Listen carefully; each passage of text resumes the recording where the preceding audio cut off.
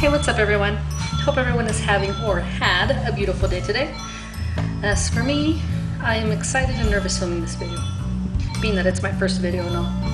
So bear with me. While I'm filming the video, I'm gonna be cleaning out Shiva's enclosure hair, which clearly needs a little love, new water and whatnot. Yeah, so quick intro. I run a home-based reptile sanctuary dedicated to surrendered reptiles. We have two we bought and two we paid an adoption fee for. And yes, I do keep her locked in because she's still pretty crazy. So we have two we bought and two we paid an adoption fee for, but the rest have been surrendered for a bunch of different reasons. Shiva here is one we bought, and I'll tell you what. My boys and I went to a reptile show recently, and we usually go to these to pick up frozen rats and mice. We get our feeders mainly from rainbowmealworms.com and dubiaroaches.com. So we basically go to these to kill some time, pick up some feeders, and just have a good time. Aside from this, we always keep an eye out for a reptile in need of a little TLC. You'll sometimes find them at these shows.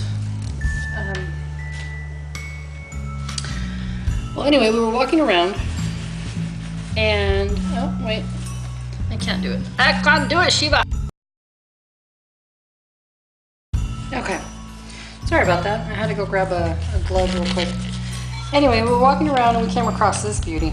Physically, she looks fine, except her nose. You can tell she did a lot of nose rubbing, and I'll insert a picture of that here.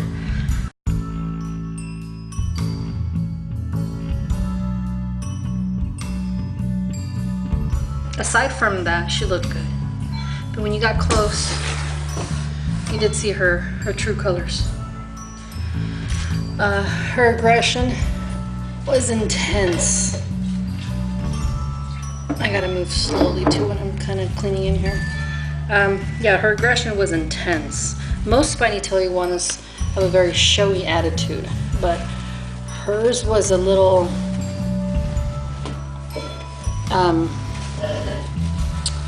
it wasn't just showy. You can tell something was different. So my son started asking questions. Coming to find out, she is a 2-year-old wild caught. Excuse me. The seller had plans to use her for breeding purposes, but then changed his mind. Said he felt she wasn't going to be a good breeder. Whatever that means in the breeding world. We are not breeders, so I know nothing about what makes a good breeder and what doesn't. Maybe one of you can tell me. Anyway, after a discussion between my boys and I, we decided to bring her home.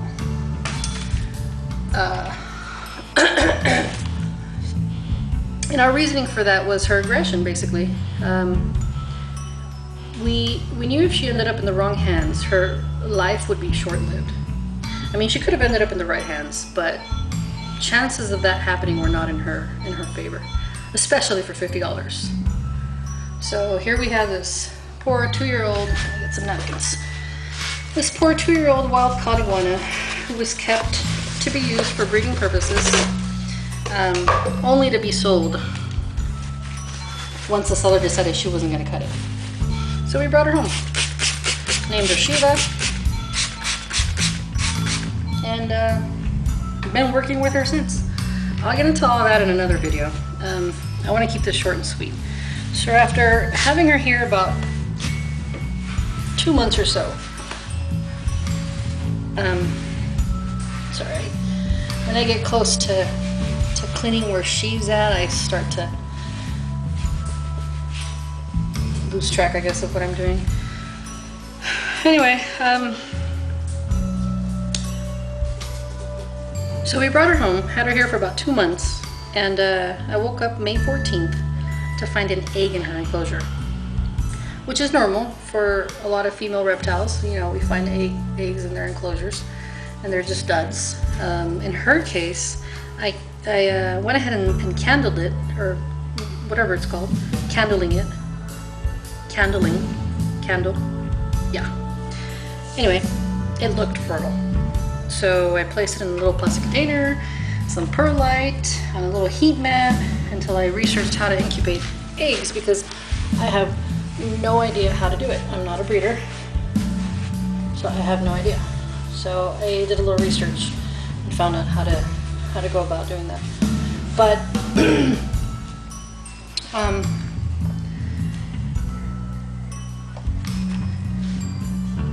I wasn't sure if I wanted to. Oh, I didn't get a pad. Let me go grab a pad real quick. I wasn't sure if I wanted to incubate them. Iguanas are one of the most surrendered reptiles. Many rescues won't even take iguanas anymore.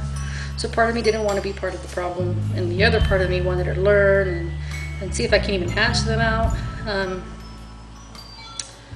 So yeah, I mean, as far as finding them homes, I know I can. I know what to look for in potential homes. Let me grab a pad real quick.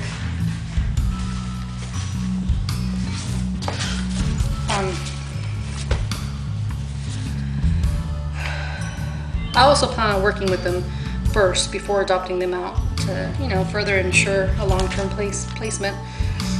But I wanted to start filming her journey and her babies too, in hopes of helping or inspiring anyone who might have a problematic reptile or come across this situation where they don't know if they're going to be able to handle it or not. We see way too many reptiles given up on. Sometimes handling just isn't going to happen. If that's the case, you know, there's nothing wrong with having a little eye candy in your home. Just set them upright, take care of them, and enjoy their beauty. There's nothing wrong with that. Handling, while it is fun and exciting at times and rewarding, you don't need to handle them, especially if they don't want to be handled. Just let them be. Give them a nice setup. This is not her permanent setup, by the way. This is actually a setup we made for a beardie, but I had to put her in something, so we put her in here. But yeah, nothing wrong with a little eye candy. Set them upright, and like I said, enjoy their beauty.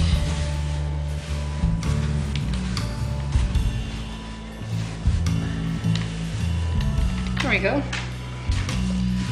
Maybe a little bit on the walls. She climbs up here on the cables, so I gotta take those down to the top. Actually, I don't have to, because we're gonna be giving her permanent enclosure here soon. All right, that's not too bad. Oh, I'm sorry, Shiva. I'm sorry, Mama. I gotta change out her water, put her pee pad down. All right.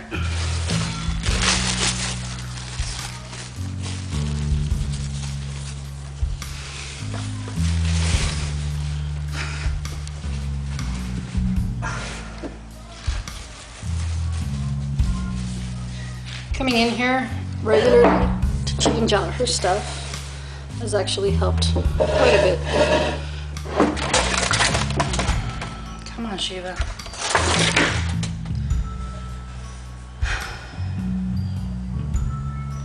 Anyways, it does help. She seems to be a little calmer, although I know it doesn't seem that way. I promise she's much more calmer than when we got her. She was, like I said, her aggression was intense, as it should be. I mean, she's a 2-year-old wild caught iguana, so, you know. Oh, come on, Shiva, you're freaking me out. Oh, wait a minute. Okay, I'll set that down there for a moment, I guess. Try to get this cleaned up. These plants, usually she digs them out. I'm surprised she didn't dig that one out. But usually she digs them out. Maybe I should use that as cover. Ugh.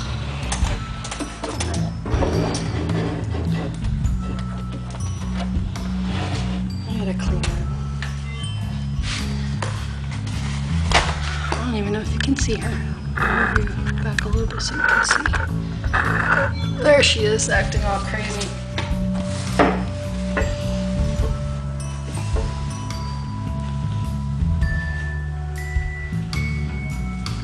But coming in here, doing these things, even though she freaks me out, I think is a good thing. The more and more I do this, the more and more she kind of gets used to it all, used to me. And I mean, I'll show you. I'll make videos of her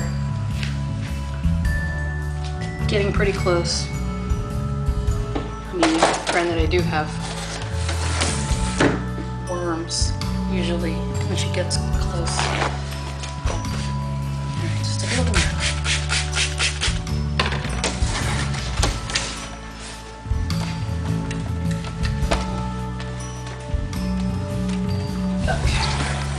The glass now, but for the most part, that's, you know, I get her water out too. I guess I'll do the rest off camera. I'm gonna pull out her water, give her fresh water, and that's pretty much it for today. Simple. These pee pads work great, easy to change out, especially, you know, with her getting all crazy. Okay, I already changed out her water off camera and gave her a little salad. I'm gonna give her a hornworm or two.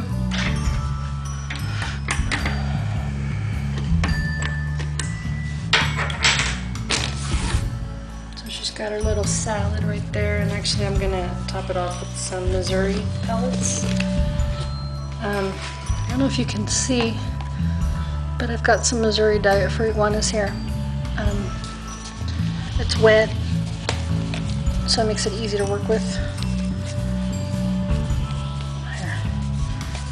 I just rolled it up into like little balls, little nuggets, and give it to them. So I'll just make a couple of these and put it on top of her salad.